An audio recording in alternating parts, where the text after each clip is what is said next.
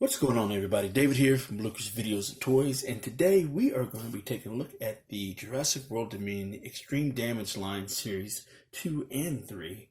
Now, if you haven't checked out the Jurassic World Dominion playlist that I have made, I do cover Series 1 of the Extreme Damage line, but they're individual that I'm not doing. I didn't do them as a group at the time. But now, since I found Series 2 and 3, it took a couple of months or so to finally get them. The last one I was able to purchase was the Pyroraptor, because at the time when it was released, it was the most common one on the pegs, so I saved it for last. But I was able to find the other three fairly quickly. But then when it came time for me to find the Pyroraptor, I couldn't find it for the life of me. So they were all gone for some reason, but everybody else pegged the shelves.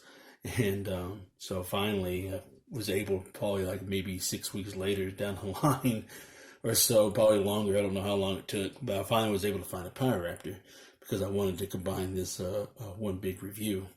So with that being said, like I said in the beginning of the video, this is Series 2 and 3. So Series 2 had the Pyroraptor and the Quilmosaurus, and Series 3 has the Atrociraptor and the Genudectes series. And so very happy to have all these. So these are all brand new species. And of course, the Pyroraptors from the film Jurassic World Dominion, as well as the Atrociraptor. And I believe that is Tiger, Atrociraptor Tiger. And of course, the Quilmosaurus and Genudectes is a brand new species that Mattel has made that wasn't in the film. They included in the line to add some variety to it. So very happy to have all these in the collection finally. So now I finally get to open all these up for you guys, and we'll take a closer look at them and add them to the collection. All right, so we're going to do one at a time. So basically, if you've seen these reviews already, this is pretty much the packaging is pretty much the same thing. It's Jurassic World Dominion style packaging. So we'll just take a look at it real quick on one of these, because everything's going to be the same with the exception of the name. So this is the Pyroraptor, and the packaging has the Jurassic World Dominion logo down here. Pyroraptor down there in the middle, ages 3 and up, that's me. And then Extreme Damage, and then the Mattel logo right there. And the card back has Rexy right there in the corner on the left-hand side. And then it shows you how to operate the damage right here with the arrow point down. And then there is the scan code that you can use for your fax app. So let's go ahead, and if we can, we'll just go ahead and pull that out right there. So if you need that, go ahead and scan it right down there. And at the bottom is just a bunch of copyright stuff, Universal logo and Amblin Entertainment logos. And if you're still looking for it, there's the PC. And here at the back just shows you there's the prototype image right there. And then we have already took a look at that. So that was still part of, that was recycled for Wave 2. And then we will be taking a look at the Quilmosaurus momentarily. So without further ado, let's go ahead and clear out this table real quick, and we'll get started on the Pyroraptor and work our way down. Alright, first up is the Pyroraptor, and I must say, for a new species, or made-up species, should I say, for the film, was very interesting, very unrealistic as far as the traits that it gave it, as far as the film goes. If you've seen the film, you know what I'm talking about. But if you haven't, I'll let you watch the film so you can see for yourself. But other than that, aside from the unbelievable traits that it gave and what it did in the movie, it's a very cool species. I really like the design. We actually have a feathered raptor for once, and it's very cool. I really enjoyed seeing it in there. Even though some of the things it did was kind of like, oof.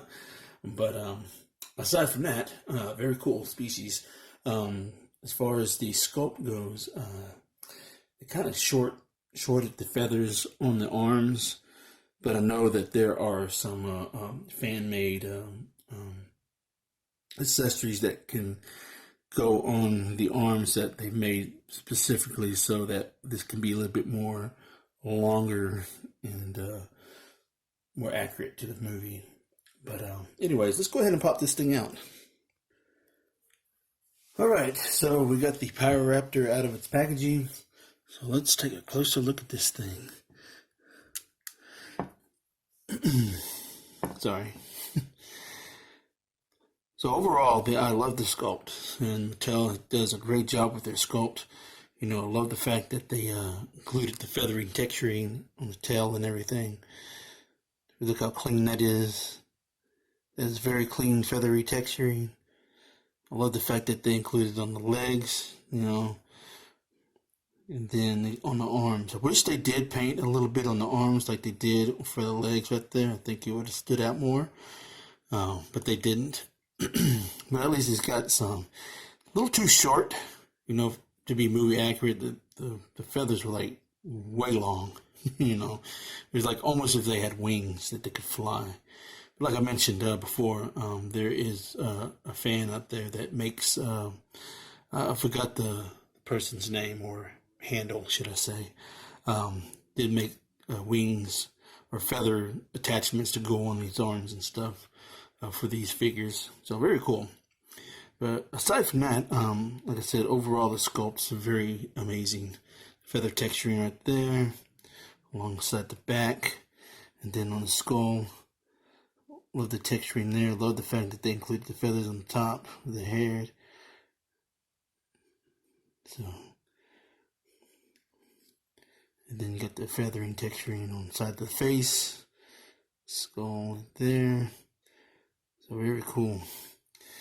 Muscle texturing there on the legs. Side of the stomach right there. And on the arms. Love that they was able to have the arms up like this, you know, curled up. And then, of course, you know, no paint apps on the nails or the toe claws or anything like that. But I do like the texturing here with the black that they had included. Even though it's not entirely exactly movie accurate, because you do got a darker shade of red there, and then you got a lighter shade of red here. Of course, basically this body was dipped, you know, was made out of the red plastic mold, and then they spray painted the hind legs a little bit, and then of course the black wash on the sides, and of course this tail piece was made in the black plastic. Shame that they didn't do they didn't add a little bit of red wash to the feathers here, but overall, you know, very cool figure. I'm really glad I finally have one in the collection. So, as far as articulation goes, the legs, mine are pretty stiff. So the legs go up and down, or forwards and backwards, should I say. And then the arms are on a hinge, ball and hinge, so they go forwards, backwards, in and out. And then the head is on a ball, so you can turn it this way, you can make it looking up, make it looking down, and then of course the jaw is on the hinge. So very cool. Really like that a lot. Alright, and then here is the extreme damage right there. It looked like a big old slash right there on both sides. So it seems like each figure has 2 slashes on one side and then 3 slashes on the other. And so then here is the button. I do like the fact that they made the button where it kind of blended in with the back side with the feathery texture right there. It's very cool. And so press the button right there. And there is the red mark right there. Press it again, you can hide it. There you go. And then on the other side it's the same thing. So there. So very cool. Alright, let's do some size comparisons.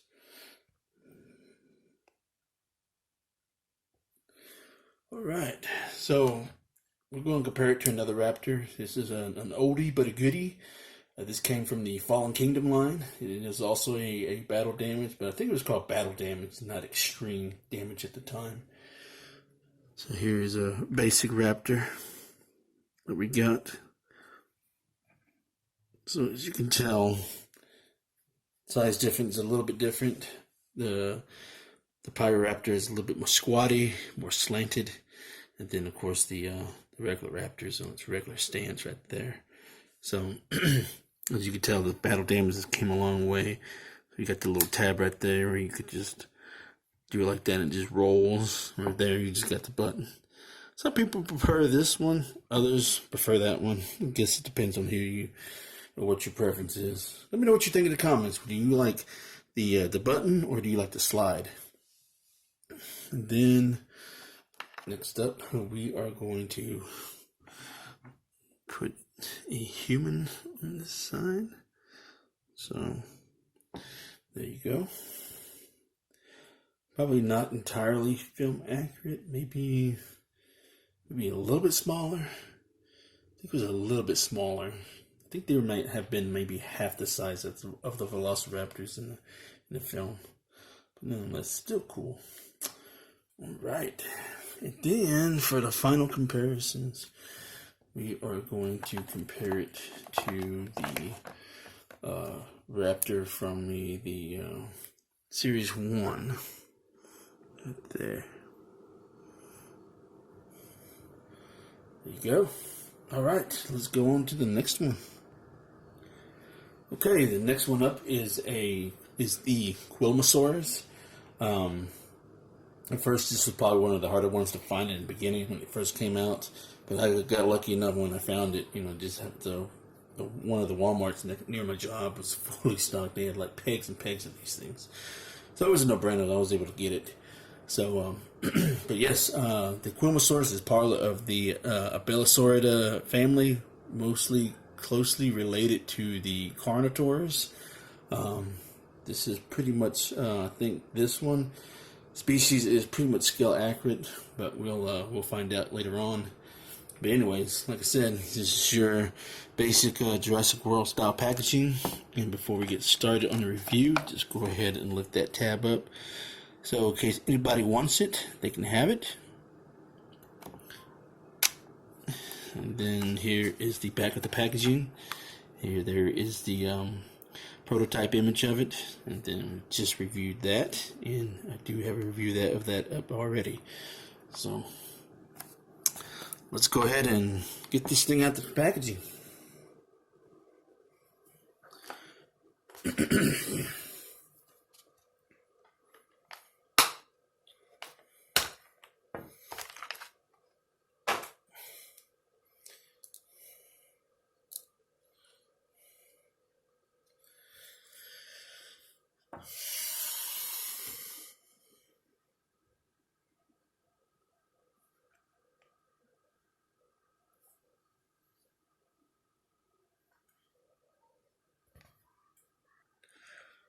Alright, so we got it, the Quilmosaurus out of its packaging. I don't know what just happened there. I think it was still filming while I was opening it up, or I must have forgot to pause it or something. I don't know.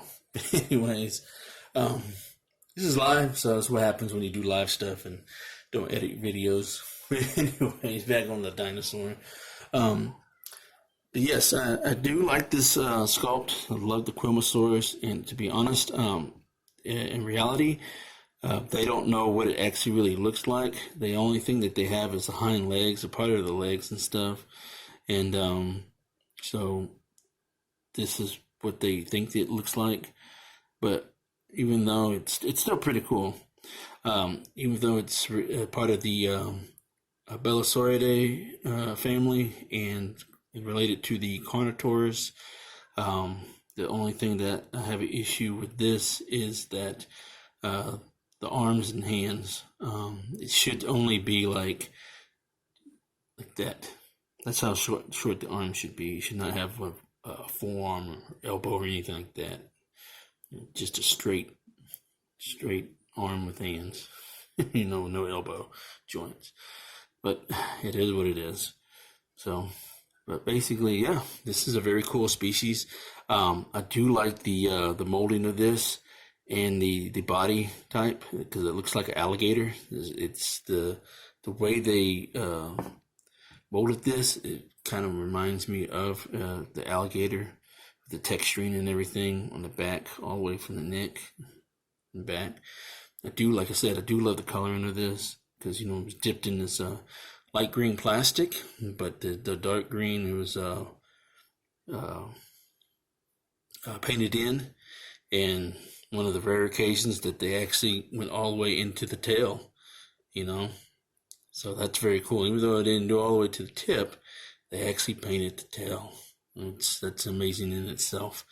Otherwise, this thing would be this light green plastic with the dark stopping right there. And also I like the hint of red right there on the lower jaw and neck area, so that's very cool. And yeah, overall, the sculpting is great. The muscle tones, structure, and everything. The head sculpt is good, so really like that a lot. So you could tell that this is pug nose rounded out, because all of the Belosaurids, they all have that rounded snout, kind of like a bulldog. So they're like the bulldogs of the dinosaur. So overall, the jaw looks great. The teeth, everything on here looks amazing. So there is the damage right there, and then on here the two slices or slashes. These look a little bit bigger, compared to the Raptor. If you bring the Raptor in, you can tell that slash is like so much bigger than those. So as far as articulation goes, the tail does not go around. I'm pretty sure you probably could make it go around if you heat it up, but why would you want to do that? And the legs go forward and backwards.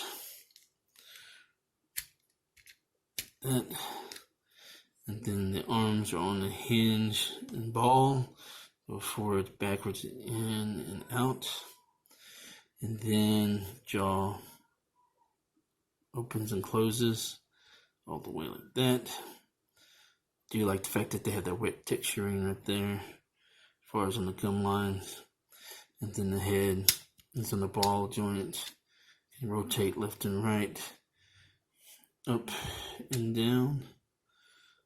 So then, as far as the battle damage goes, just like the Pyroraptor, get the button right there. And then you got that red flesh tone right there. Then here, same thing. Yeah, these gashes are a whole lot bigger than the one that's on the Pyroraptor. More visible.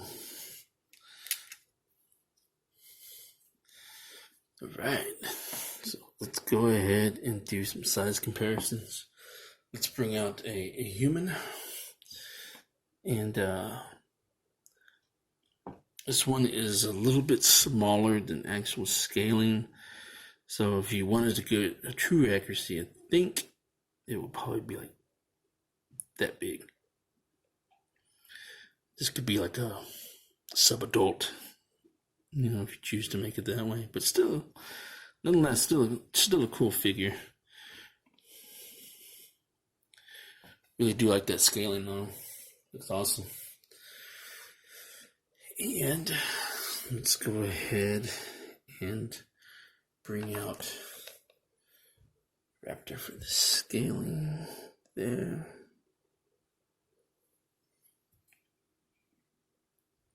There.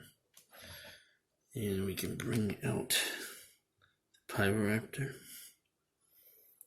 That's good. And there is the final comparison for the Quimosaurus with its family member, the Carnotaurus. So, like I said, with the arms right here, See how they're straight down like that? That should be the same way on this. So that's my only complaint. But other than that, it's a great looking figure. Love it. Happy to have it in the collection. All right, let's move on to the next one. All right, next one up is the Atrociraptor tiger. And an Atrociraptor is an actual species that was alive in real life at one point in time.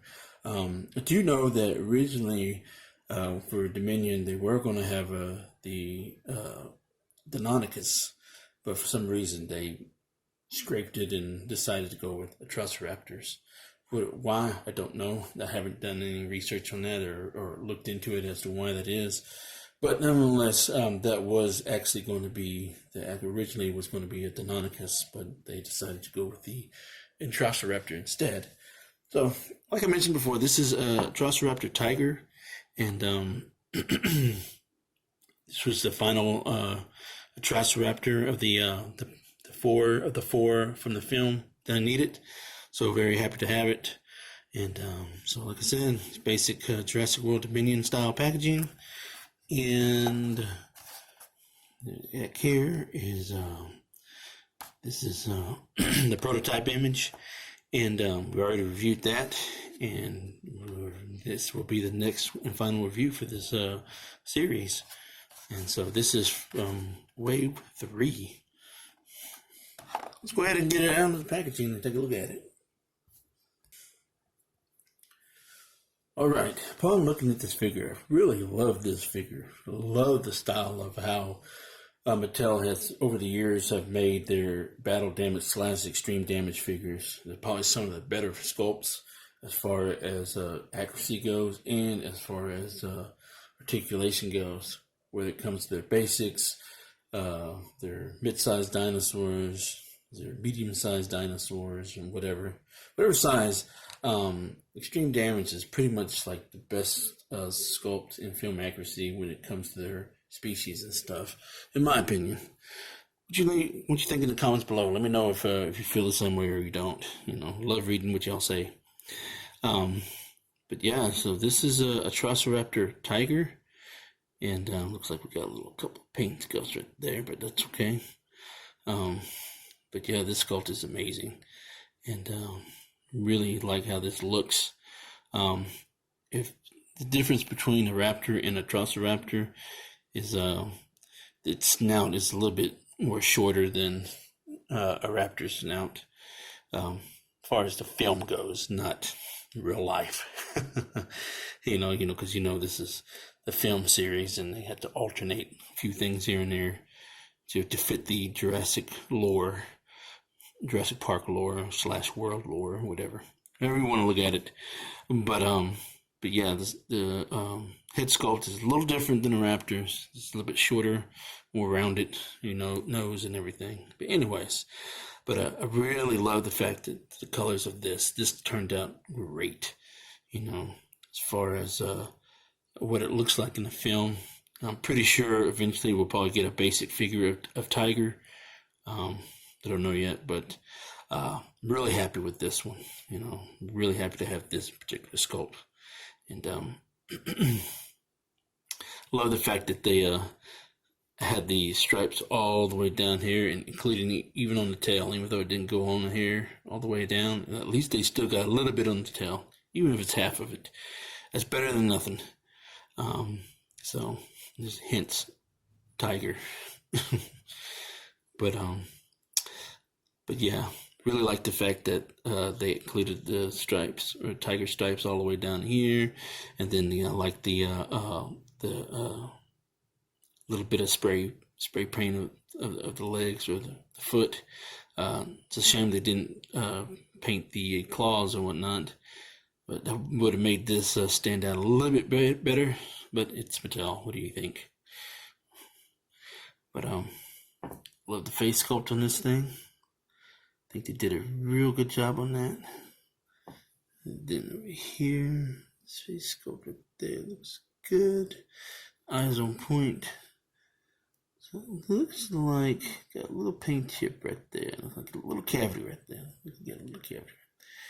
But aside from that, Really loving how the teeth looks. Turned out great. With the little gloss right there, the gums. So, alright, so as far as articulation goes, the tail, actually this one, the tail rotates all the way around. And then the foot goes forwards and backwards. A little snug, that's okay. And then the arms are on a ball and hinge. I do like the way the arm looks, you know. And let's see. Don't know what happened there, but yeah, I do like the way the arm looks. I like the fact that it is on the ball and hinge. It looks a little bit more menacing that way. And then the head, the neck is on a ball and hinge as well, so you can rotate the head around, up and down, and side to side. And then, of course, you know, the jaw is on a hinge. It's all the way out like that. So very cool. And then, of course, you know, here is the battle damage. Now, you probably won't be able to see it because of the red.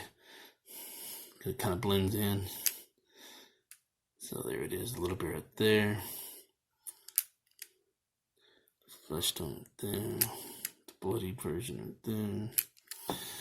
And then here is, now see, I think they used the slit marks like they did on the raptor, because it's not as big as it was or is on the Quimosaurus.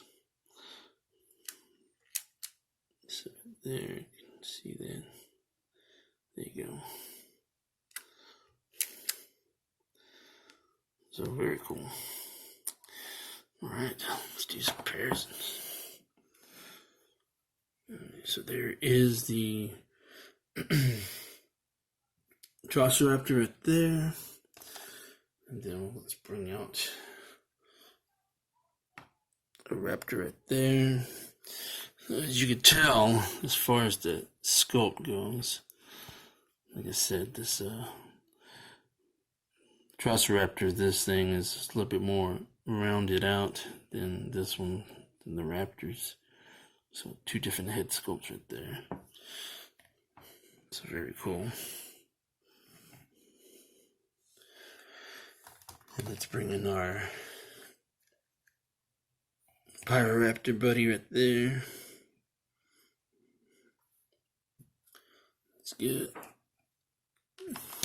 Let's bring out a human. There. And one more comparison. And here it is with the battle damage or extreme damage Allosaurus. So, very cool. Alright, let's go ahead and move on to the very last one of Series 3. And last but not least, we have the Genudectes series. So, this is part of the, let's see, I can't remember what it was. It's related to the Ceratosaurus. No, I forgot what family it's called, but I do know that it's related to the Ceratosaurus. Right, so here is the Genudectes inside the Jurassic World Dominion packaging. And here is the back, and there is the prototype artwork, or the figure. And then we had just reviewed these two. So let's go ahead and take a closer look at this Genudectes. Wow, this figure is so cool. I really do love the coloration of this, you know. So, as you can tell, this is dipped in this gray plastic. And so it has a little bit of highlighted with the little blue on the hind legs and along the neck and back right there. The shame they didn't produce it all the way over here, but oh well. You win some, you lose some. And then there's more paint right there. And then this also has the crocodile-like mold to it on the back, like the Quimosaurus has. So that's very cool. And yeah, I mean, this is really nice. Really liked how the tail is just like up and it curved around like that. That's pretty cool. You know, same thing with all the others. Great sculpt, molding right there, especially right here. Look at them freaking calf muscles that thing's got. Really been working them calves out. So the texturing on the arms look like it's been working out with the arms. Got some bicep muscle right there. So, and then the head sculpt. Really like the head sculpt of this thing. There. Very cool. Well, I wish the only thing that was painted was that color down to here. That would kind of be cool to kind of match that a little bit. But I do like the fact that they did have a little wash right there for the whiteness, or a creamy color right there for part of the neck right there, and for its little gobbler right there. But I do wish that color was same thing here. But you know, this is molded in the same colored plastic. This creamy color right there, cream colored. So as far as the articulation goes, just like all the others, these joints are really stiff on all of these figures, especially in the legs.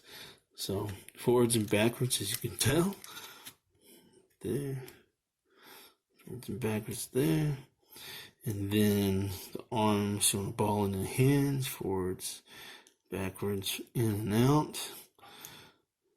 And then the neck is on a ball and hinge. We can go up and down. You can turn it 360. And then as far as the leg, or not like tail, get the tail articulation right there. And then the jaw all the way down. The only thing that bugs me is that the fact that they, the teeth go all the way back. Should stop at least right there. But they decided to have the teeth go all the way back. So, looks a little weird. Nonetheless, still an awesome figure. Alright, so let's go on with the, get to the size comparisons. Let's see, get this guy straightened out a little bit.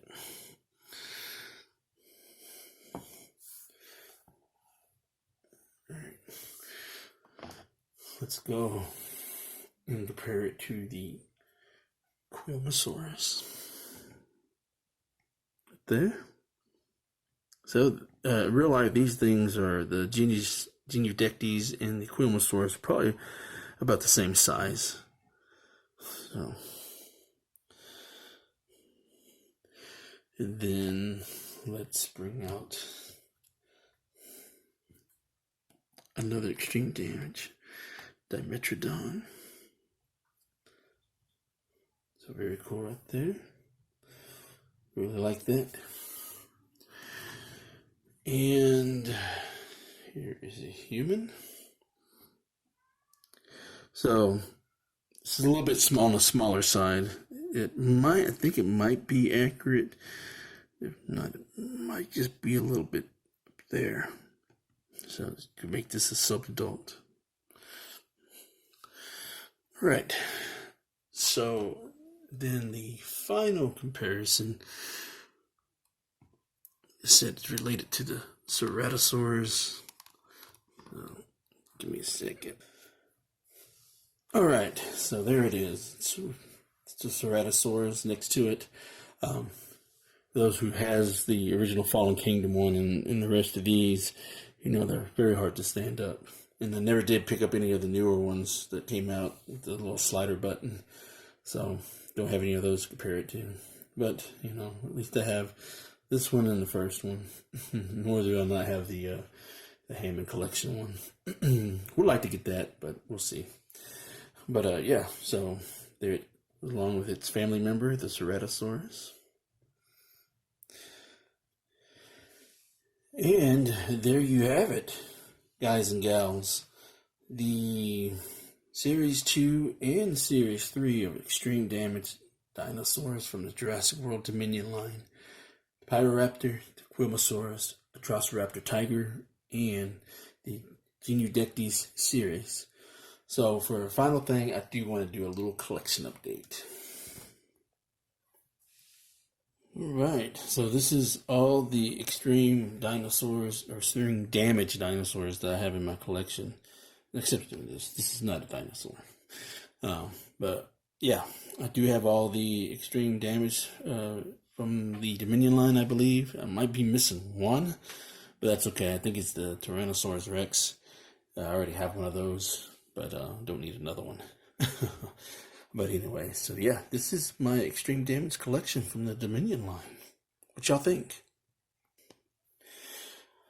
Anyways, that is it for this video. Hope you enjoyed this video. I know it was a long one, but I wanted to knock everything out at one time, so it could just be one long video. You don't have to break it up in pieces or anything. So if y'all made it to the end, greatly appreciate it. Thank you very much. And let me know in the comments below what you think of this line. Do you like these this extreme damage line, or do you prefer the other parts or other dinosaur lines like the Ferocious Pack or the Sound Strike or Ferocious Sounds, or whatever they call these those waves nowadays? I know they changed it up and everything, but I really do love the extreme damage dinosaur line. I think that's, like I said before, I think they do some of the best sculpts out of the entire line for that particular line, and they come out really good and everything. Anyways, so yeah, where's the wisdom? Buy what you love and not what you like, because if you buy what you like, you will always end up getting rid of it. And I will catch y'all later.